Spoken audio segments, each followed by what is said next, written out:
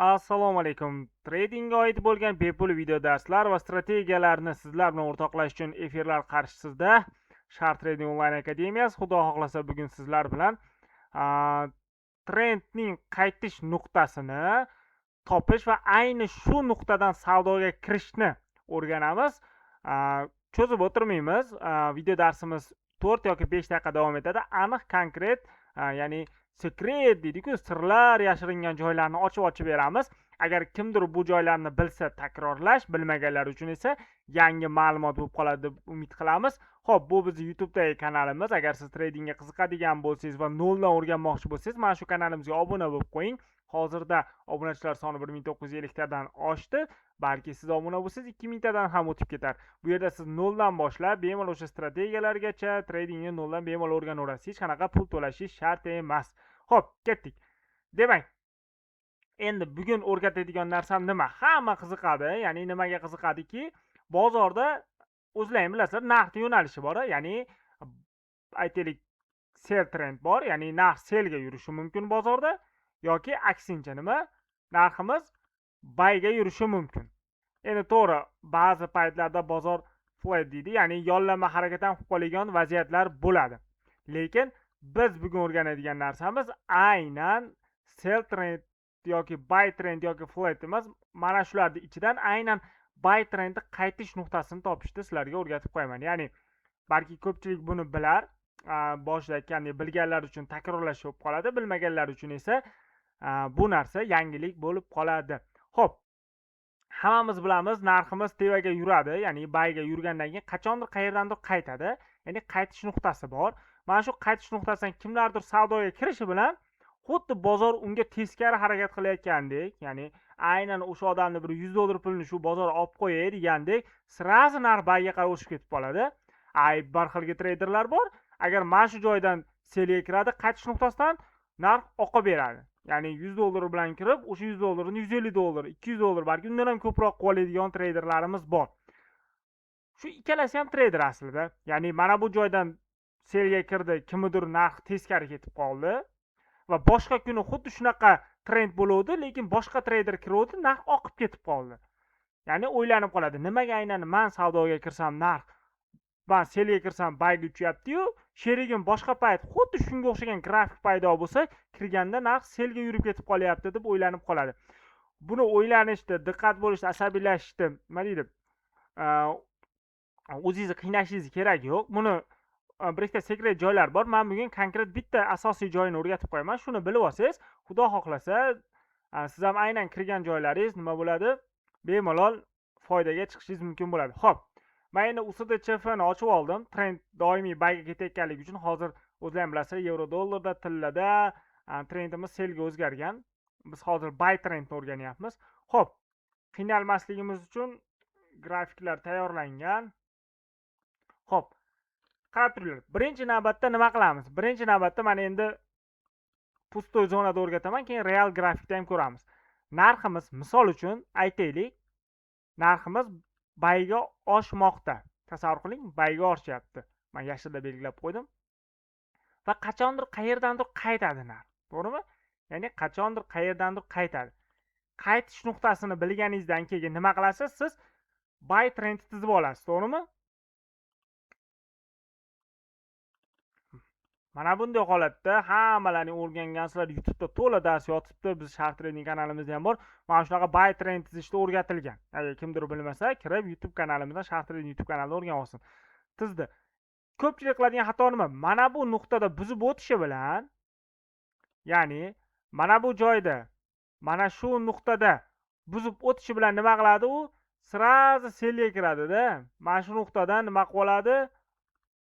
Ba'zi bir shoshqaloq treyderlarimiz, ya'ni hammasi emas, ko'pchilik mana shu joydan selga kirib oladi va narx xuddi butun fond bozori qolib, butun Amerika bozori kelishib olganda, shu odamni bir $100 ni olib qo'yaylik, $10 ni olib qo'yaylik deganda, shu joydan selga kirishiga narx chicha selga yuradida, orqaga qarab ketdimi, buyga qarab otaveradi. U janavar ham stop qo'ymagan bo'ladi, qo'ygan bo'lsa ham urib tashlaydi stopini, nima qiladi? Minusga kiradi.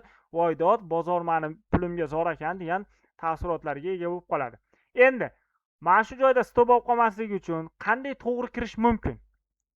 Xo'p, hozir biz sizlar bilan shu narsani ko'rib chiqamiz. Birinchi navbatda mana shunaqa buzib o'tildimi, ya'ni qachondir trend pastga buzib o'tadi, siz tuzgan trendni buzadi. Kutasiz, narx biroz pastlaydi, kutib turasiz, shoshilmaysiz. Mana shu joyda ikki xil ssenariy bo'ladi. Ikki xil ssenariy. Birinchi ssenariy, siz mana shu yerdan shoshilib kirib olasiz, daromad qilish 50 ga, ya'ni bir xilgi payt narx reski oqib ketadi pastga. Narximiz reski pastga oqib ketadi. Bu siz daromadda chiqasiz yoki boya aytgandek, narx tevaga qarab bo'ptini berib ketaveradi, to'g'rimi? Xo'p, mana shunaqa holat bo'lmasligi uchun kutib turasizda, narx kelib pastga selga yurgandan keyin qachondir orqaga qaytadi. Ya'ni qachondir degani biroz yurib turib orqaga qaytadi. Mabodo pastga oqib ketsa, bo'ldi. Bu vaziyatdan foydalanmaysiz qaytib. Mabodo orqaga qaytsa, kutasiz, mana bu zonaga keladi. Buzib o'tgan zonasiga keladi. Ya'ni mana shu zonada buzdimi? Shu zonaga keladi. Ayni shu zonani kutamiz, shu yerda test qilish kerak. Ya'ni agar narx mana shu zonaga kelib buzsa-yu, lekin pastga harakatlanib, yana mana shu zonasidan pastga tushib olsa, svicha. Ya'ni mana bu svichamiz pastga tushib oladigan bo'lsa, mana shu yerda svichamiz. Biz qo'rqmasdan mana shu yerdan selga kiramiz. Deyarli 70-80% holatda narximiz pastga oqadi. Stop loss qayerga qo'yamiz? Stop lossimiz eng yaqin maksimumni ustiga stop loss qo'yamiz. Take profit 1 ga 1 yoki 1 ga 2. Xohlasangiz mana bu joydan trend boshlangan nuqtagacha take profitni ushlab tursangiz bo'laveradi. Bu sizni xohishingiz. Agar mabodo mana bu joyda test qilsa-yu, tevaga buzib trend tevaga harakatlansa, savdoga kirmaysiz, demak trend buyga o'zgargan hisoblanadi. Endi vaqt cho'zib o'tiramiz, real bozorda shu narsani ko'rib chiqamiz. Xo'p. Real bozorga keladigan bo'lsa, e'tibor beramiz mana. Mana bu joyda trendimiz harakatlangan. Endi men hozir vaqtlayni olmaslik uchun tezda tizib qo'ya qolyapman. E'tibor beringlar, mana bu yerda trend o'zgarib buyga ketdi va mana bu joydan mana bu nuqtada nima buzib o'tdi. Buzib o'tgandan keyin mana shu joyda mana belgilab qo'yapman. Shoshqaloq treyderlarimiz nima qiladi? Boya aytgandek, mana shu yerdan selga kiradi, 50 ga 50 da yo selga yoqadi, yo tevaga ketadi. Bu joyda e'tibor bersangiz, bu joyda e'tibor beradigan bo'lsangiz, narximiz biroz selga yurganda, boya aytganimizdek orqaga o'tib, mana orqaga yurib mana bu zonaga, mana buzib o'tgan zonasiga kelib test qilganda tevaga chiqib ketib qolgan. Ko'rdingizmi? Mana bu joyda tevaga ketgan narximiz. Mana e'tibor bersiz. Mana shu zonada agar narximiz pastga buzganda edi, ya'ni test qilib turib pastga ketganda edi, mana bu joydan pastga ketgan. Narximiz selga yoqardi. Tevaga ketdimi, demak biz bu joyda bozorga kirmaymiz. Bu bizni minusga olib chiqadi. Va e'tibor bersangiz, mana bu joyda o'sha W shakli ham hosil bo'lgan mana. Men pastga chizib qo'yapman mana. Mana bu zonada W bor. W nimaligini hamma biladi, shakllar o'tishlash. Demak, kirmaymiz bu zonada. Endi o'xshagan paytlari qanday bo'ladi desiz? Endi grafikimizni xo'p, hozir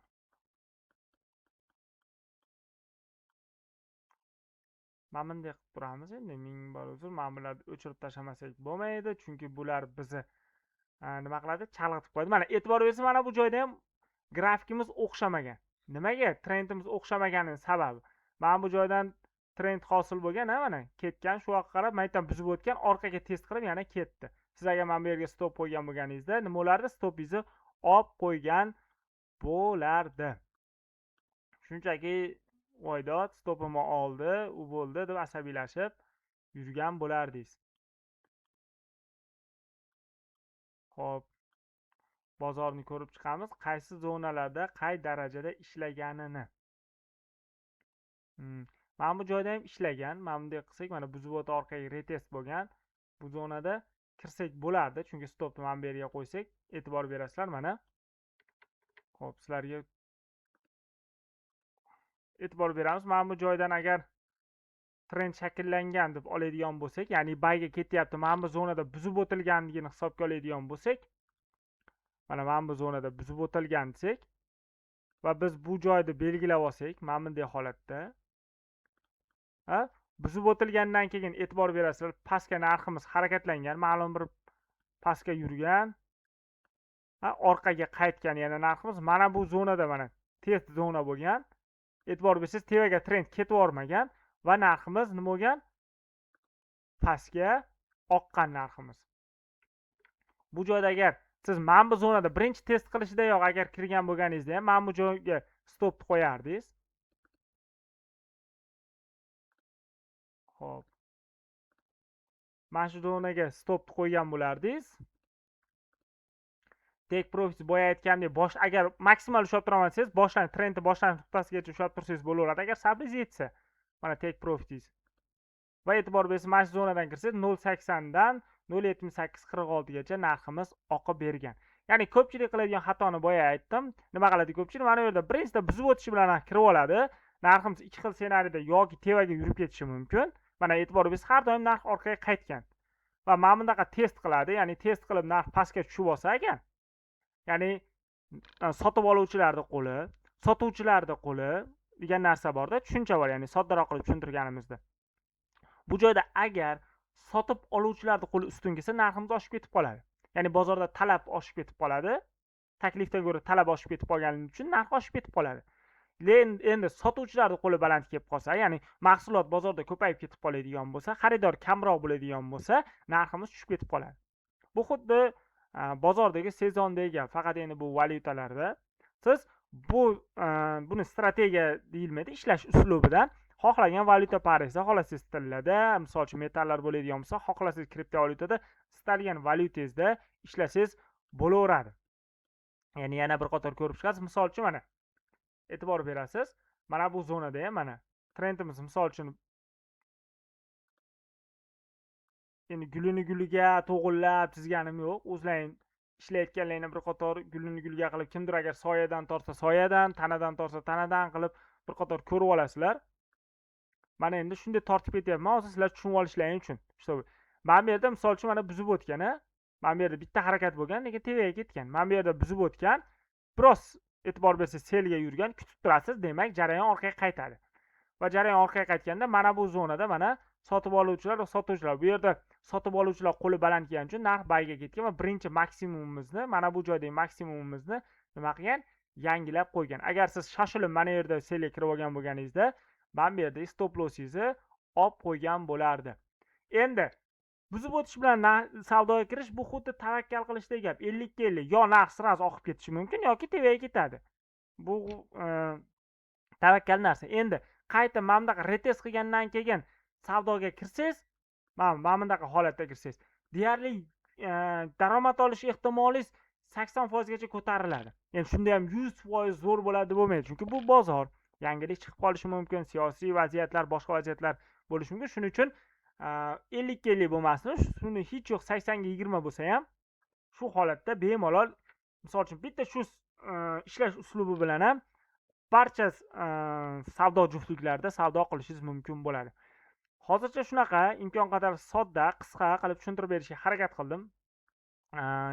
Misol uchun mana bu joyda risk oqib ketgan, e'tibor berasizlar. Mana aytdimki 50 ga 50 bo'lib qoladi bir xilki payt, trend o'zgarganda dedimki, mana e'tibor bersangiz, mana bu joyda mana buzib o'tgan, risk pastga qarab ketgan. Hech qanaqa retest ham yo'q, boshqa narsa ham bo'lmagan. Mana shu zonada. Endi kutasiz, misol uchun bu ishlash uslubi, trader degani o'zi sabrli inson degani.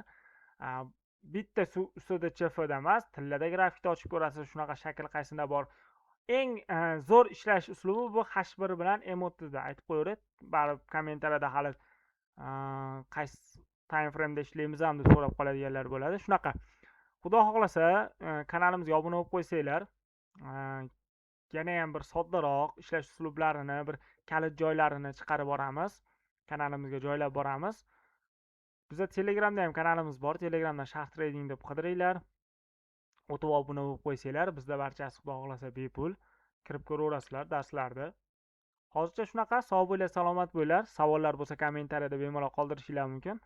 Albatta, barcha kommentariyalarda o'zim o'qib chiqaman.